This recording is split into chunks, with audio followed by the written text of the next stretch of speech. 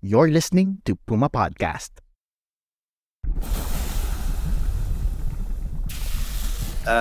After 43 years of sleeping, tulog ang Taal. Oy, nako, biglang pumutok siya noong January 12. Nabulaga tayong lahat, di ba? Ako, I remember, I was here in the room, tinawagan ako ni Rich. No? Sabi, sir, pumuputok ang Taal.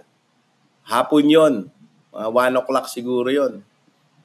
Wala na akong ginawa. Kung hindi magbihis, magsuot, malapit lang naman ang Taal. It was an opportunity to see an eruption, no, which does not happen every day. Imagine exploring a volcanic island after a massive eruption. You are there to assess the island's post-eruption recovery, but you stumble upon unique geological formations similar to a field of dunes. Dunes made of volcanic ash and rock. That's exactly what happened to a team of scientists led by geologist Alfredo Maharlagmay on Taal Volcano Island in 2020. While studying the area, Dr. Lagmay discovered hidden dunes formed by powerful volcanic blasts known as base surges. A base surge is a ring-shaped cloud that sweeps or moves horizontally from the base of a volcanic eruption. They are one of the most lethal and destructive hazards of Taal's historical eruptions.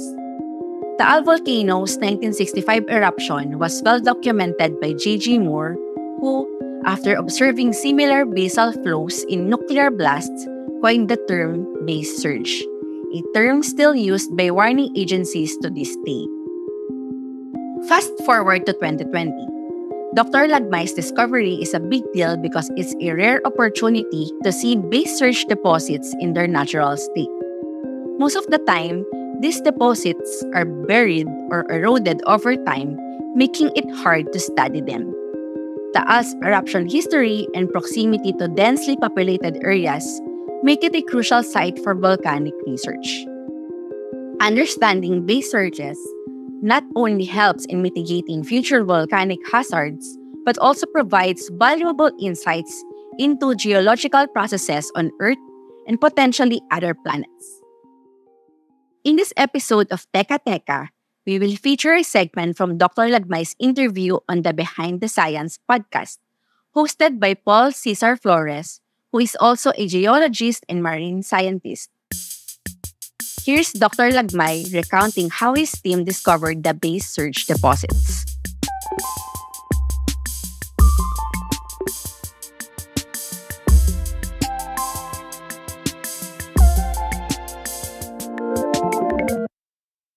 Habang papunta kami doon, parang dumidilim, no? Nakikita namin yung eruption, dumidilim. Yung windshield ko ay nalalagyan na ng abo. Tefra ang tawag doon kasi bumabagsak na agad. At mas malapit na ako, magiging basa na yung abo. No? Nagiging basa na. At hindi lang basa, kung hindi parang tumpok-tumpok yung bumabagsak dun sa aking windshield na kotse. No? Kailangan kong lagay yung wiper ko na may tubig para matanggal at makita ko yung daan. Na-realize ko na yung tubig pala na yon, nakasama nung abo, nung Tefrafall, ay tubig pala nung lawa ng Taal. Naintindihan nyo? Parang nung pumutok siya, ay hindi ba may tubig yung lawa doon yung sa loob na lawa yung lake. Tangay-tangay pala niya yon, nadala niya yung water vapor. At nung bumabagsak siya, yung Tefrafall, dala-dala niya, malaking volume ng tubig yon. Kaya parang akala namin nagmimistulang umuulan. Pero hindi pala. Tubig ng lawa yon. This fits perfectly with the descriptions of everything I studied about volcanoes when I was younger. So lahat ngayon parang bumabalik na, di ba? Parang lahat ng tinuro ng mga professor ko from Japan, from England, from America, nangyayari at nakikita ko, naaalala ko sila. Yun ang maganda, di ba? Kasi, meron palang saysay itong mga pinag-aaralan natin. So, sabi ko kay Rich, text ako kay Rich, sayang naman ito, may Tefrafall Why not, let's ask sa social media yung report ng mga tao na isukatin nila yung kapal ng Tefrafol na nalaglag do sa kanilang bubong o kaya sa kanilang bakuran. So, ginawa nila, pinost sa Twitter, merong mga guide questions. Aba, ang daming sumagot. Ang tawag dito ay crowdsourcing. So, nung kinompile namin lahat yon, yung mga accounts from Santa Cruz, Laguna, Los Baños, Laguna, Sabinyan, San Pedro, Metro Manila, Rizal, Bulacan, Pampanga, may forma siya. And panipis ng panipis palayo, no? Tapos parang latag, merong forma na nakita namin yung mga sagot ng mga tao nung nilagay namin sa mapa. Ito palang ganyan, pag ginawa mo, kaya mong makompute yung volume nung na-deposito. Kaya mong makompute. At dahil merong mga remote sensing images, merong nanonood kung gaano kataas yung eruption, umabot ito ng 21 kilometers. Dahil dun sa crowdsourcing data, nakapagsulat kami ng paper. Yung data nanggaling sa netizens. Bakit? Kasi after 1 week, wala na yung ebidensya mo. Di ba? Nung after 1 week, tinangay na ng hangin, nawala na yung Tefrafol, nawala na yung abo. So, because of the netizen inputs, na-preserve yung data. At na-calculate namin yung volume ng eruption. Combined with other data like the height of the eruption, we were able to arrive at the calculation of the discharge rate and the explosivity of Taal's 2020 eruption. Which again, as I say, is, according to volcanology friends of mine, is the first in the world. Na, wow, ang galing naman pala ng mga Pilipino, kaya nila magtulong-tulong para mabuo yung kaalaman na yon. So ngayon, alam natin yung lakas ng eruption, yung volume ng eruption, tsaka yung discharge rate, no? Which tells us, actually, na, ang lakas pala ng eruption na yan. And meron tayong, parang, hindi mo pwedeng sabihin na maliit lang yung eruption. Kasi malaki yung volume eh. At hindi mo rin pwedeng sabihin na, wala, pipitsugin tong eruption na to. Hindi, kasi malaki. No? I mean, kitang-kita naman natin na galing dito sa Metro Manila, nakikita ko yung yung cloud no? So, at saka all over the world na yung mga remotely sensed images, nakita na ang height mga nasa 20 to 21 kilometers. There were some discrepancies. Some said it was 17, some said it was 18, some said it was 14. But eventually, yung remotely sensed images, sinasabi na it was 21 kilometers maximum. And alam ko din na what comes up must come down. Yung iba, fall. Diba? Parang aangat muna siya, magpapalipad muna sa hangin, tapos babagsak. Meron namang iba, aakyat siyang ganyan, pero sobrang bigat, babagsak. At pumagsak siya, malaki yung potential energy niya, mag-flow siya doon sa slopes ng volcano. Yung bumagsak na yon sa aking isip, no? Malaki yung eruption. Malamang meron deposito ng base surge ito. As described by J.G. Moore. Kasi yun yung pinag-aaralan namin At ang itsura nun ay parang mga alon-alon na dune field, no? Para kang nasa deserto na merong mga ripples, no? Waves na malalapad, no? Parang alon-alon. So pag binasa mo yung paper ng base surge, no? Makikita mo yung mga litrato. Alon-alon nga talaga, no? Yung mga napag-aralan namin. At gumamit kami ng remote sensing, nag-drone mapping kami, minapa namin yung mga base surges, sinukat namin yung kapal sa field, sinukat namin yung kapal using the drone images na ginawa naming 3-dimensional images. Tapos, tinignan namin yung mga structures as described by other scientists, by other volcanologists. At nung na-describe namin yon, dinescribe na rin namin yung mga baling mga puno. Pwede pala yon na pagka tinignan mo yung klase ng puno meron siyang limit na nagbe-break siya, di ba? So pagka nakita mo nag-break yung punong klaseng ganon, alam mo kung anong pressure ng impact na tumama sa kanya para baliin niya yon. So na-compute namin yung mga velocity, yung mga impact pressure ng eruption ng Taal na nag-generate ng mga base surge. So sinulat namin yung volume ng base surge, sinulat namin yung bilis ng base surge, kasi may mga pictures at saka may videos na galing dito sa Balete, no, sa eastern side ng Taal, no. Nakita namin na maabot pala ng 50 meters per second dito. Ang bilis nun, ha? Parang mga 150 to 200 kilometers per hour yun. Mas mabilis sa mga kotse na tumatakbo doon sa NLEX o kaya SLEX, no? Na-compute namin yung velocity, na-compute namin yung kapal, na-compute namin yung impact pressure para baliin yung mga puno, na-compute na namin yung temperature, no? At yung base surge na yon, parang nasabi namin na dinevastate nito mostly yung southeast na kung saan kami nakapag-aral kasi limitado din yung mga galaw namin doon sa isla eh. Pero ang dami doon sa southeast part.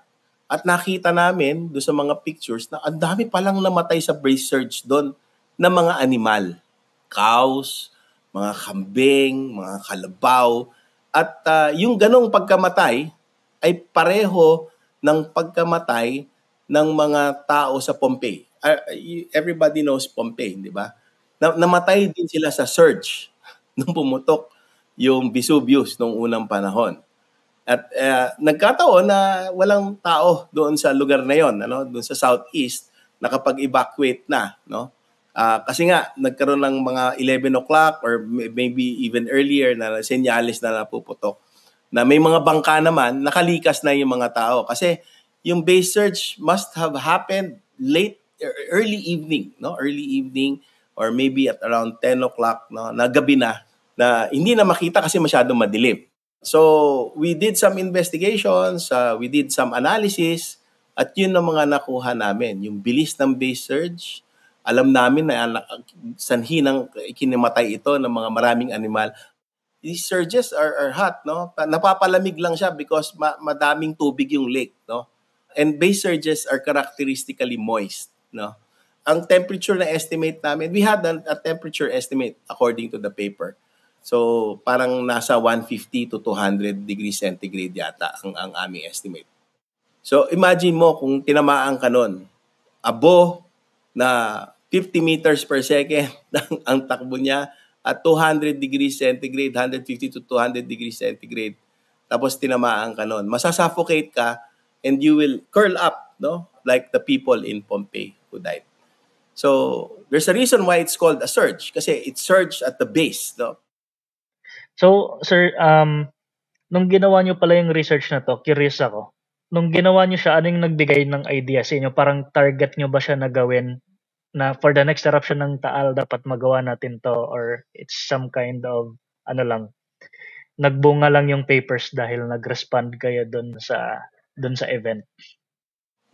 Sumugod kami, dala-dala ko yung mga anak ko. Hindi nga ako nakaabot ng Tagaytay kasi naubos yung tubig ng tangke ng windshield wiper ko. Kasi pag walang tubig, magagasgas yung salamin ng kotse, di ba? So dinocument na lang where umabot din naman kami sa sa Silay, no? Malapit-lapit na, kinapos lang. Pero na-document din kung ano yung mga impacts, no? Na-document through netizen science, no? Yung crowdsourcing, hanggang nabuo.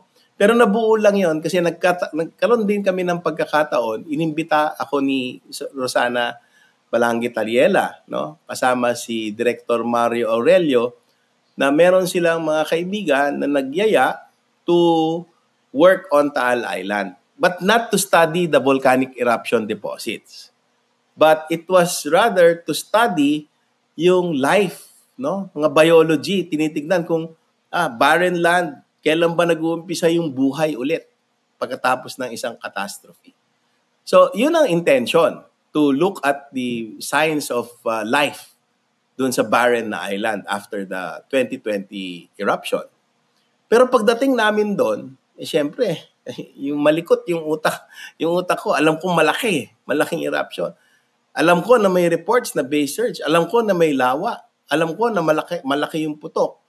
And therefore, there must be, alam ko there's gravity. If something goes up, it must come down. So there must have been base surges. Sabi ko, kung mayroong base surges na makikita na deposito, dito ito sa southeast. So nilakad namin. Ito maganda to. Nilakad namin. Lakad kami ng lakad. Hindi namin napansin yung alon-alon na lupa.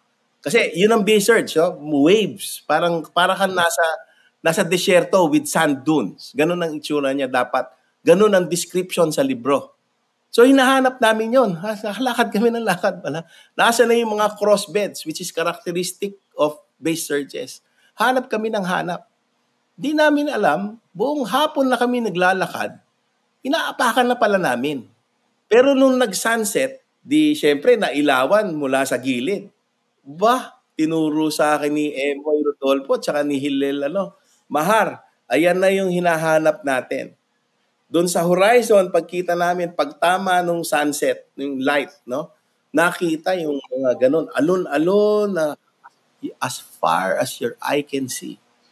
Sabi ko, ito na nga, meron ngang base surge as predicted.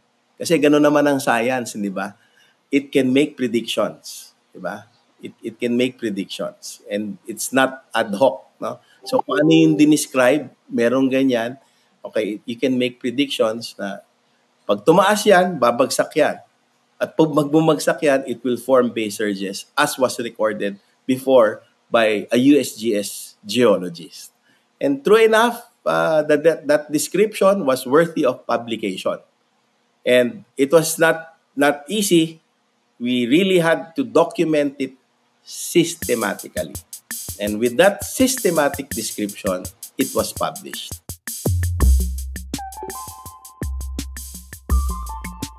And that was today's episode of Teka Teka. I'm Jill Caro. Our audio editor is Pidoy Blanco, and our editor-in-chief is Carl Javier. This excerpt was sourced from the new insights from the 2020 Taal eruption episode of the Behind the Science podcast. If you want to listen to the full episode, follow Behind the Science on Spotify, where you'll find dozens of episodes on various scientific topics.